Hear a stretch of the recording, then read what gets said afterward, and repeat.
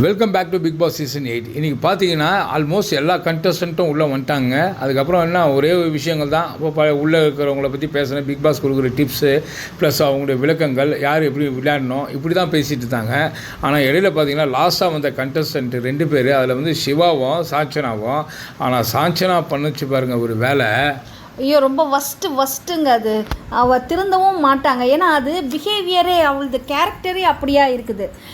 உள்ளே வந்துட்டு கொஞ்சம் வன்மமான மோடில் தான் இருக்கிற மாதிரி தெரியுது. அவள் பேசுகிற விதம், அவள் ஆட்டிடியூடு காட்டுறது, கொஞ்சம் ஆட்டிடியூடை கொஞ்சம் அமுக்கி வாசிக்க பார்க்குறா. ஆனாலும் ஆட்டிடியூடு அவளை மீறி வெளியில் வந்துடுது. ப்ளஸ் வந்து விஷால்கிட்ட போயிட்டு அவள் பேசுகிறது சுத்தமாக நல்லாவே இல்லைங்க. விஷாலோட லவ் கண்டென்ட்டை பற்றி தான் அவள் பேசுகிறா. ஏங்க நிறைய பேர் பேசி ஒருத்தனை காயப்படுத்தியாச்சுங்க. அவன் இந்த வீட்டுக்குள்ளே வந்து ஒரு கண்டென்ட்டுக்காக கொடுத்துருக்கலாம். அது ஒரு ரியலிஸ்டிக்காக அவன் தான் ஏற்கனவே அவர் வந்து இந்த சின்ன இதுலாம் குறும்படம்லாம் பண்ணுறாரு இல்லையா. ஸோ ஏற்கனவே அவர் இப்படி தான் விஜய் சேதுபதிகிட்ட சார்கிட்ட சொல்லிட்டு இருந்தார். நான் வந்து ஒரு படம் இது பண்ணுற மாதிரி தான் நான் இந்த பிக் பாஸ் ஷோ வந்து நான் பார்க்குறேன். ஒவ்வொரு நாளைக்கு ஒவ்வொரு கேரக்டர் எடுத்து இவர் பண்ணுற மாதிரி. ரயான் கூட அப்படி சொல்லியிருந்தார். ஸோ அதுக்குள்ளே அவர் ஏதோ ஒன்று பண்ணிகிட்ருக்கிறாருங்க. அதுக்கு கண்டிக்கிறவங்க கண்டிச்சாச்சு. அவன் சாரி சொல்கிற இடத்துல எல்லாம் சாரியும் சொல்லியாச்சு. வெளியில் இருக்கிறவங்க வந்து பேசினதில் பார்த்தீங்கன்னா ஏதாவது ஒன்று பூம் பண்ணி விட்டுட்டு அவங்கள கொஞ்சம் குழப்பி விடுறதுக்காக தான் இப்போ வெளியிலேருந்து உள்ளே வந்திருக்காங்கன்னு வச்சுக்கிங்களேன். அது ரவீந்தர் சார் அழகாக சொன்னார். எல்லாரையும் வச்சுக்கிட்டே சொன்னார். இதை பார்த்துருப்பாங்க வெளியிலேருந்து எல்லாருமே. அவர் சொன்னார், நீ லவ் கண்டென்ட்டுன்னு ஒன்று கொடுத்தடா பாருடா, அது என்ன சொல்கிறதுடா, கொஞ்சம் நெகட்டிவாகவும் போச்சு, ஆனால் சூப்பராக பண்ணியிருக்கடா, ஏதோ ஒன்று பண்ணுறடா, நீ நல்லா இருக்குடா, அது பார்க்க ஒரு ஹீரோ மாதிரி தெரியுதுடா, மாசாக இருக்குடா, அப்படி உன்னை வச்சு ப்ரொடியூஸ் பண்ணணும்னு ஆசைப்பட்றேன்டா அப்படின்ற ஒரு ஜென்டிலாக பேசின விதம் நல்லா இருக்குங்க. இவரை கண்டிக்கிறதுக்கு விஜய் சேதுபதி இருக்கிறாரு, பிக் பாஸ் இருக்கிறாரு, ப்ளஸ் அவங்க பேரண்ட்ஸ் உள்ளே வந்தாங்கல்ல அவங்க பேசுவாங்க. இதெல்லாம் விட்டுட்டு அவங்க நேகான்னு அவங்க சிஸ்டர் வந்திருந்தாங்க இல்லையா, அந்த பொண்ணு கூட பாருங்கள் அவ்வளோ அழகாக டீசெண்டாக சொல்லிட்டு போச்சு, நீ பண்ணது தப்பு.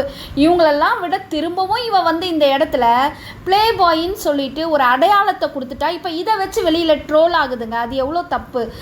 ஒருத்தவங்களுக்கு வந்து ஒரு நல்ல பேர் கொடுக்கலன்னா கூட பரவாயில்ல, கெட்ட பேர் கொடுக்கக்கூடாது. நீ திட்டலாம், நீ ஏன் நான் இப்படி பண்ண, நீ எதுக்கு இது மாதிரி பண்ண, நல்லாவே இல்லைனா அப்படின்னு வேறு ஏதாவது உரிமையோடு கூட அவள் பேசியிருக்கலாம்.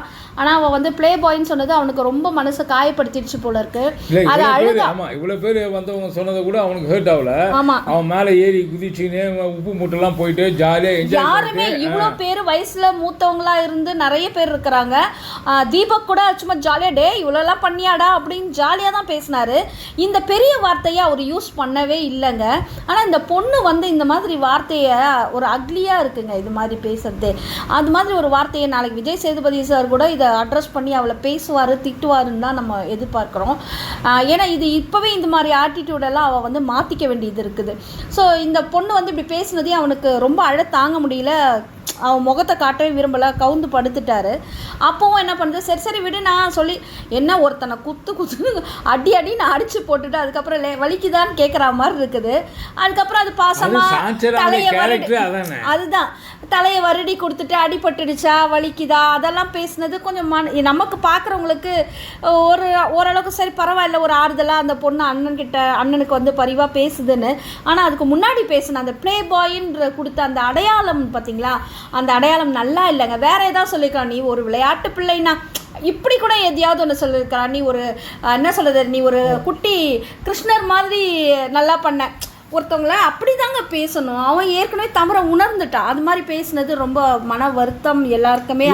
நான் ஒரு விஷயம் என்ன சொல்கிறேன்னா, இப்போ வந்த கண்டஸ்டன்ட் எல்லாருமே விஷால வருத்தம் இருக்கிறாங்களே. நான் என்ன கேட்குறேன், போன சீசன் 7 நம்ம நிக்சனும் ஐஸும் பண்ணது எவ்வளோ பேர் பார்த்தாங்க. அவங்க ஐஸும் அவங்க அப்பா கதறி உள்ளேருந்து வெளியே இட்டு போனார். அது எவ்வளோ ரக்கடாக ரொம்ப அசிங்கமாக அக்லியாக இருந்தது. அதை யாரும் பேசலை. இவன் ஏதோ லவ் கண்டென்ட் தொட்டு கூட பேச ஏதோ இப்போ எல்லோரும் 10 11 அத்தோடு இது ஒன்று தான் பழகிட்டு இருந்தான். ஆனால் அவன் பணம் பழகிறதுக்கு இடம் கொடுத்த அந்த பெண்களும் அங்க தானங்க இருந்தாங்க. அந்த பெண்களை கேட்கணும். பெண்கள் வெளியில வந்துட்டாங்க, அவங்கள கேட்டிருக்கலாம். ஒரு ஆணை வந்து நம்ம கேட்குறதுக்கு நிறைய உரிமை இருக்கிற மாதிரி கேட்குறது அது பார்ஷியாலிட்டி. அதாவது ஆண்பால் பெண்பாலுக்குள்ளே இருக்கிற நிறைய வேற்றுமைகளை வந்து இன்னும் ரொம்ப இது பண்ணி காட்டுதுங்க, பெருசு பண்ணி காட்டுற மாதிரி இருக்குது. இதில் சம்மந்தப்பட்ட பெண்களும் அந்த இடத்துல இல்லை, வெளியில் வந்துட்டாங்க. ஸோ இப்போ சாச்சனா வந்து அந்த இடத்துல ப்ளே பாயின்னு சொல்லும் போது நீ ஏன் அப்படியெல்லாம் சொல்கிற, அவன் என் கூட ஃப்ரெண்ட்ஷிப்பாக தான் பழகினான்னு சொல்கிற அந்த பெண்கள் அந்த இடத்துல இல்லை. அதனால் சாச்சனா இந்த இடத்துல இவ்வளோ பெரிய வார்த்தையை பயன்படுத்தியிருக்க கூடாதுன்னு தான் நம்ம நினைக்கிறோம். நீங்கள் என்ன நினைக்கிறீங்கன்றதை கமெண்ட் செக்ஷனில் போடுங்க. ஸோ அதுக்கப்புறம் இவர் அழறாரு. அழுதுட்டு இன்னும் பாருங்கள் அவருக்கு மன வலியாயிட்டு வருத்தமாயிட்டு சேது அண்ணான்னு கூப்பிடும்போது நமக்கே உடம்பு சிலுத்துடுது. ஏன்னா ஒருத்தர் காயப்பட்டிருக்கும் போது அதை வெளியில் யாருக்கிட்டையாவது சொல்லி ஒரு ஆறுதல் தேடுவாங்கல்ல, அப்போ வந்து கரெக்டான மற்றவங்களெல்லாம் கூட அவர் தேடலை. ஏன்னா சேது வந்து செல்லோன்னு சொல்லிட்டு இவரை சொல்லுவார், என் செல்லமாக இருக்க செல்லக்குட்டி அப்படின்னு சொல்லி விஷால் அவருக்கு ரொம்ப பிடிக்கிறதுனால அவனுக்கு அவர் மேலே அவ்வளோ என்ன ஈர்ப்பு இருக்குது. அதனால தான் அவன் விஷால் என்ன சேதுன்னான்னு சொல்லி அவன் கண்ணு கலங்கும் போது விஜய் சேதுபதி வந்து கண்டிப்பாக தண்டிக்க மாட்டார். ஆமாம், அது ரொம்ப கஷ்டமாக இருந்தது. அதை பார்க்கும் போதே கஷ்டமாக இருந்தது.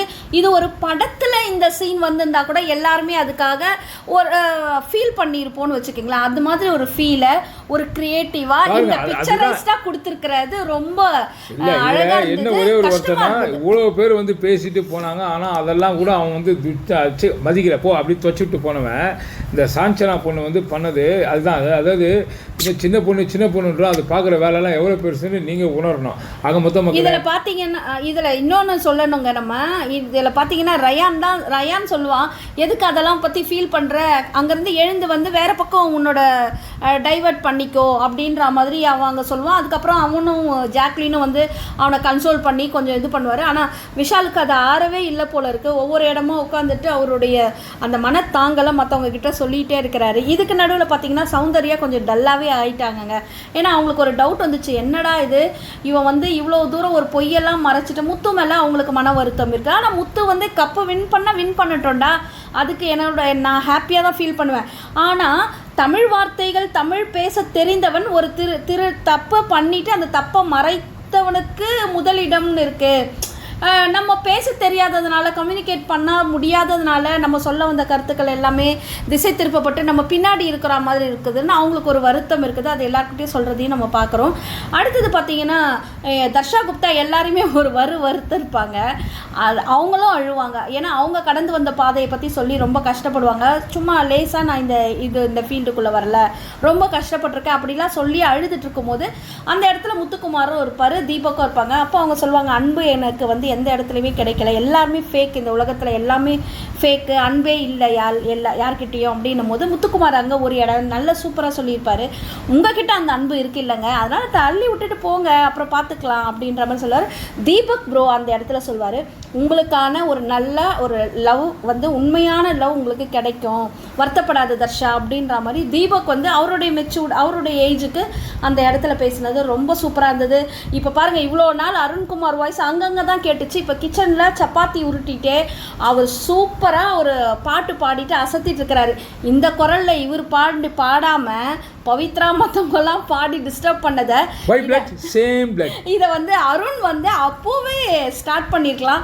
இப்போது ஒன்றும் இல்லை. ஆனால் இந்த வரும் இந்த 2-3 நாட்கள்லையாவது அவருடைய ப்ளே வந்து மாற்றுவாருன்னு நினைக்கிறோம். ஏன்னா அவர் அப்படி சொல்லியிருக்காரு. அப்படியா எல்லாம் தர்ஷாகிட்டெல்லாம் கேட்குறாரு அவர், நான் எப்படி தெரிகிறேன் வெளியில், நான் முதல் 3 இடத்துல இருப்பேனா 5 இடத்துல வந்துடுவேண்ணா அப்படின்னு அவர் ஆர்வம் மிகுதியினால் அவர் நிறைய கேட்டுகிட்டே இருக்கிறாரு.